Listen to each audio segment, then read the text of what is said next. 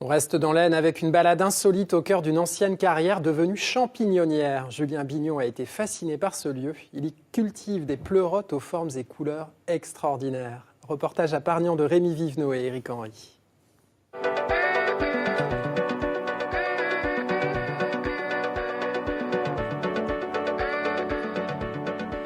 Tout près du chemin des dames, Julien nous entraîne dans son antre.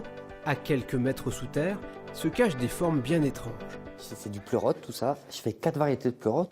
Un pleurote qui est un petit peu jaune comme ça, qui s'appelle corne d'abondance. Il a vraiment une forme, si on le détache, une trompette comme ça, vraiment la corne d'abondance. Ici, c'est un pleurote rose. Sa particularité d'une, c'est sa couleur, ça c'est évident. Après, ça va être un champignon à la cuisson il va presque faire penser à un fruit de mer. Et ces champignons peu courants, Julien en produit 7 variétés en tout. Un changement de vie depuis 2 ans pour cet ancien menuisier.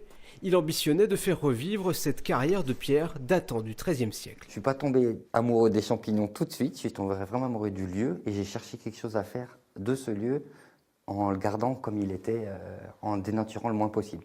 C'est pour ça qu'aujourd'hui je fais des champignons sans chauffer, sans aérer, sans rien. Et alors au niveau du goût, je vais vous faire goûter le pied, croquer le pied, qui va être plus ferme que le chapeau.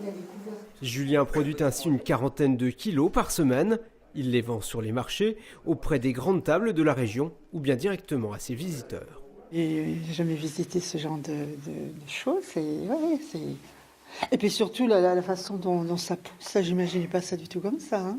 Le premier attrait, c'est visuel. Ça, c'est sûr et certain que quand j'arrive avec sur mon étal et qu'il y a du rose, du jaune, et les gens viennent voir. Après, une fois qu'ils ont goûté, on va dire, même simplement du Paris, hein, ils découvrent que le Paris a du goût, il y a une consistance croquante et que ça se garde très longtemps, que c'est très facile à cuisiner. Une recette d'entreprise que le producteur espère voir pousser comme un champignon. En attendant, il cultive son bonheur en même temps que celui de nos papilles.